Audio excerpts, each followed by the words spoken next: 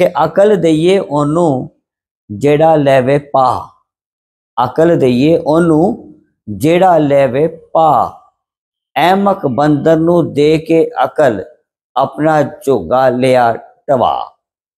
यानी जिन्होंने मननी ही नहीं, अकल ही नहीं रखते, बेवकूफ ने, उन्होंने किन्ना ही समझाइए किन्ना ही करिए, उन्होंने समझना ही नहीं है। जो उन्होंने कहना मैं ही ठीक है वहां, तू गलत है समझाने वाले, तू गलत है समझाना, जो मननी ही नहीं गल, उन्होंने तुहानू कहना ही गलत है। औज़ुबिल्लाहिमिनश्शैतानिर्रजीम, बिस्मिल्लाहिर्रहमानिर्रहीम। तमाम सखी साथी दोस्तों, आज इंशाअल्लाह ताला 16 जून सन 2025 आस्थाना आलिया दरबार आलिया चरागिया करोड़ पक्का शीफ इंशाअल्लाह ताला हाजिर हाँ। आज खूबसूरत गल और बड़ी प्यारी गल जी है ना वो समझने वाली, वो सानू समझनी चाहिए और अल्लाह करे कि अकल आ जाए। बड़ी वीडियो पूरी देखना इंशाअल्लाह, बात बड़ी मज़ेदार और बड़ी सोहनी गल है, यानी समझने वाली है अगर असली समझिए तो। एक थी चिड़िया और वो एक घोंसला बना रही थी। हमारे बड़े बूढ़े कहते थे, तो वो गल मैं तुहानू दसया। चिड़िया घोंसला बना रही थी, एक वाले ना उन्हें एक घोंसला घर बनाया, उन्हें अपना नाल नीचे थले जरा ना दरख्त बैठा सी बंदर, और रोजाना कहती कि बई तू जना फारिग है, कुछ भी नहीं, एवं कुछ नहीं करता तू, मैं देख कितनी मेहनत नाल तिनका तिनका करके घोंसला बना रही हाँ, ठीक है, तो तू जरा ना अपना कोई घर बना ले, कम आना है, तो मेहनत कर।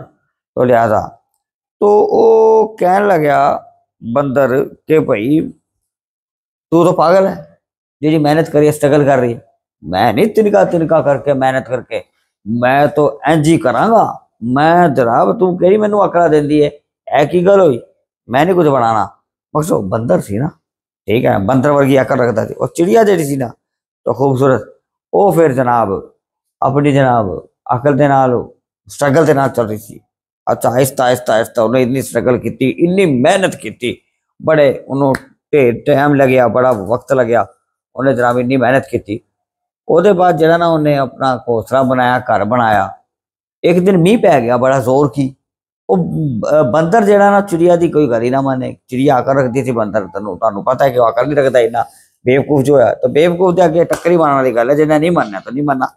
तो फिर जनाब वो चिड़िया जी सी, उन्हें जनाब मीह पै गया, बड़ा जोर की बारिश हो गई, और जनाब जो इन्ना मीह पिया बारिश हो गई, तो वह जरा के चुप के जनाब अंधेरी तूफान आ गया।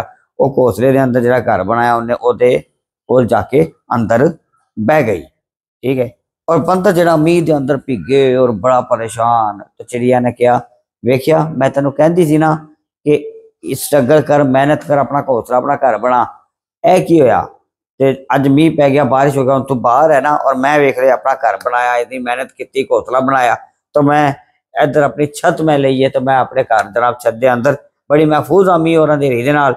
तो तू जे तू मेरी गल नहीं मानी और अपने जनाब तू आवारागर्दी की, और तो फिर तू देख ले हूँ बारिश के अंदर तू बाहर भीज रहा है, हाँ, और हूँ तेरा असर की होया है। बंदर को इस गल ते आ गया बड़ा गुस्सा कि भी इन्हें मैनू यह गल क्यों की। उठया और वह हाथ नाल वह घोंसला देना तोड़ के बाहर फेंक दिता, वो बेचारी बर्बाद हो गई। उन्हें क्या, वो बड़ी परेशान हुई कि यह की गया।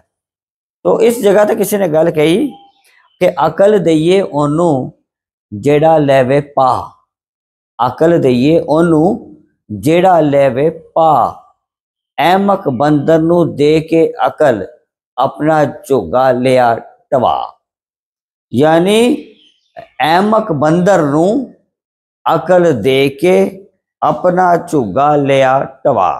यानी मकसद की होया कि भाई ओनू अकल दईए, ओनू समझाइए, उन अकल बंदा जिन्हें कोई गल मननी है।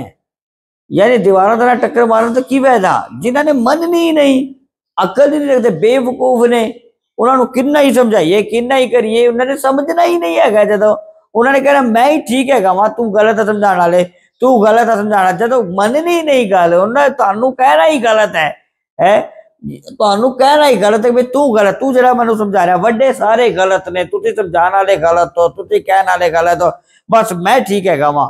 तो इस वास्ते फिर जो उन्होंने उत्ते कोई ऐसा वक्त आवे कि भी वो चंगा कहते थे, फिर ओदा ही झोगा टवा दिता। तो मकसद कहता ए वो बंदे जेड़े बंदरा वर्गी, बंदरा वर्गी अकल रखते हैं, जिन्हों ने अकल बंदर वर्गी है, उन्होंने समझाना बेवकूफी है।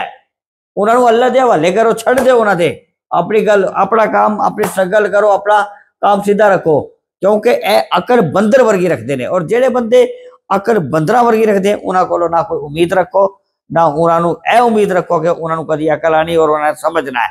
ए वड्डियां दी गल सी, मैं तो उन्होंने शेयर की थी। अल्लाह करे कि हमें ये बातें समझ आ जाएं। अगर ये बातें समझ आ जाए तो बड़ों की बातों में बड़ी जान है, तो उन्होंने ये हमें बातें समझाई हैं। तो ये जो बंदर वर्गी अकल रखने वाले लोग जो होते हैं, उन्होंने ये बातें हमारी नहीं समझनी। जब नहीं समझी तो फिर मसाइल का शिकार होते हैं, फिर मुसीबत पड़ जाती है। तो फिर तो यानी इस मकसद को, इस बात का कहने का मकसद ये हुआ कि जो हमारे पीराने उज़ाम, हमारे मुर्शिद पाक, हमारे बड़े, हमारे वालिदैन जो हमें बातें समझाते हैं वो हमें समझ में नहीं आती, क्योंकि हम बंदर जैसी अकल रखते हैं और वो अकल सियाणों वाली, बुजुर्गों वाली, हिकमत वाली अकल रखते हैं। तो जो हिकमत वाली अकल रखते हैं आजकल, उनकी बात को हम समझने से कासिर हैं। अल्लाह करे कि हमें ये बातें समझ आ जाएं बड़ों की। अगर आज समझ लेंगे, आज समझ आ जाएगी, तो हम बंदर वर्गी अकलों को एक सामने ना रखें और इन अल्लाह के नेक बंदों की, अपने वालिदैन की, अपने बड़ों की, अपने बुजुर्गों की, अपने मुर्शिद पाक की, अपने वलियों की अगर बातों को मानेंगे, उनकी बात को अहमियत देंगे, उनकी बातों को सच्चा मानेंगे और समझेंगे, तो इंशाल्लाह वक्त ऐसा है कि हम दुनिया में भी कामयाब होंगे और जिंदगी में भी कामयाब होंगे, और फिर वक्त अच्छा गुजरेगा और आखिरत में तो कामयाब फिर इनकी दुआ और इनके करम से होना है। वो तो वक्त है। मेरे वालिद पाक फरमाते थे कि जो वक्त गुजर रहा है इसे गनीमत समझो और इसी पर कामयाबी के लिए हमारी बातों पर अमल करें। जब अमल करेंगे तो इंशाल्लाह कामयाब होंगे। अगर नहीं कामयाब होंगे तो फिर बंदर जैसी अकल है। आजकल हमें जो बंदे मिलते हैं वो बंदर जैसी अकल के मिलते हैं, यानी को समझते नहीं है। अल्लाह करे कि अल्लाह हमें, मुझसे में सबको हिदायत अता फरमाए और हम बंदरों जैसी अकल ना रखें, बंदों जैसी अकल रखें। बंदों जैसी अकल रखें, बंदरों जैसी अकल ना रखें। जब हम बंदों जैसी अकल रखेंगे तो फिर दुनिया में भी कामयाब होंगे, आखिरत में भी कामयाब होंगे। अल्लाह तबारक व तआला हमारी बातों पर और नेक औलिया की बातों पर, अल्लाह पाक हमें नेक बंदों की, अपने बुजुर्गों की बातों पर अमल की तौफीक अता फरमाए। वीडियो अच्छी लगी हो तो आगे शेयर कीजिएगा। इंशाअल्लाह ताला अगली वीडियो में फिर इंशाअल्लाह मुलाकात होती है। अल्लाह तबारक व तआला अपनी रहमतें और बरकतें अता फरमाए।